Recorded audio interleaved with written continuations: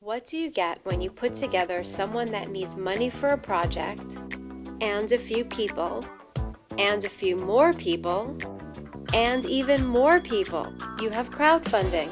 Crowdfunding is when lots of people collectively pool their money together to support something. Well, not this kind of pool. For instance, let's say that you're making an independent movie and you need financing of $150,000. Maybe you're an engineer and have always dreamt of building a robot that can walk your dog.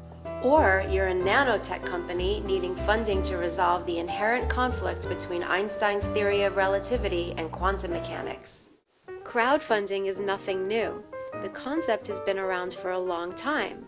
For instance, in the 1800s, when the French gave us the Statue of Liberty, they only built the statue.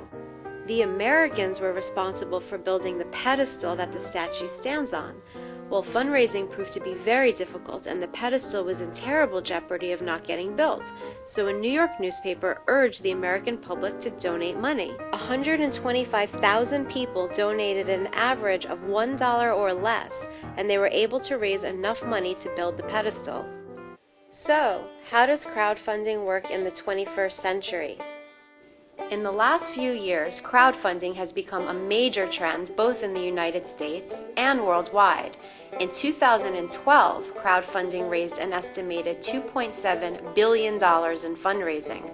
Of this, over 50% was attributable to North America. This is an 81% increase since 2011, and in 2013 it is expected to reach $5.1 billion worldwide. There are currently 4 types of crowdfunding. The first type is called reward-based. Reward-based crowdfunding is when you invest in a project and in return you receive stuff. For instance, if you contribute $50 to Anna Monoguchi's music project, they could offer you in return an advance copy of their CD, 2 concert tickets, and a mention in the liner notes of their album. You get the idea. There are many different platforms for reward-based crowdfunding, but some popular ones are Kickstarter and Indiegogo. There are also specialty sites for musical artists, such as ArtistShare, Cellaband, and Pledge Music. The one thing that you do not get in return for rewards-based crowdfunding is money. This is why Zach Braff doesn't offer you a percentage of the box office profits if his movie is successful, or any equity in his production company.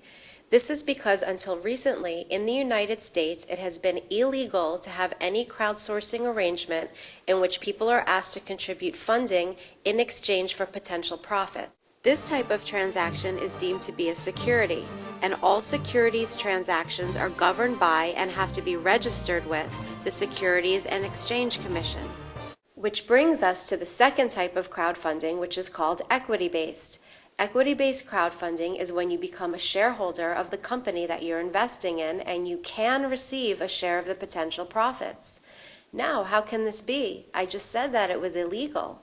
Well, I actually said that until recently it's been illegal. A few years ago, some very ambitious investors banded together and lobbied Washington, D.C. to ease the securities laws. The intent of their bill was to make it legal to use crowdfunding to fund startup companies and small businesses in return for equity. The legislation passed with bipartisan support, and Barack Obama signed the Jobs Act into law in April of 2012. Now, don't let the name fool you. It doesn't really stand for jobs. It actually stands for Jumpstart Our Business Startups Act. There is just one problem. In order to protect unsophisticated investors from fraud and speculative investments, Congress required that the Jobs Act be subject to certain SEC regulations.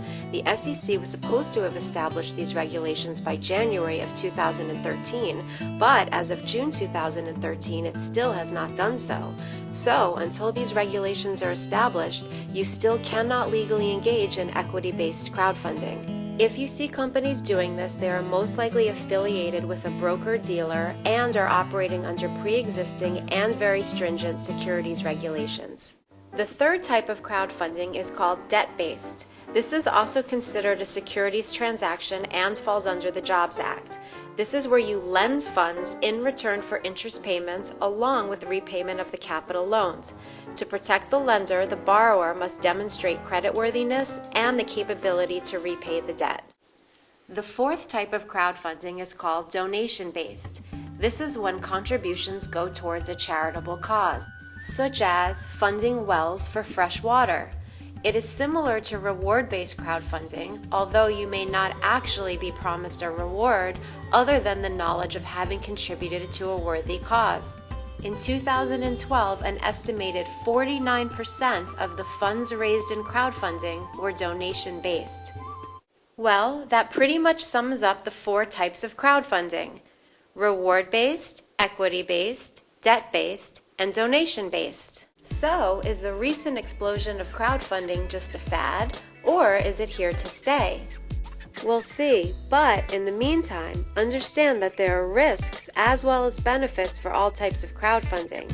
So, before you start your own crowdfunding platform or join someone else's, educate yourself, because the last thing you want to do is get lost in the crowd. Get it?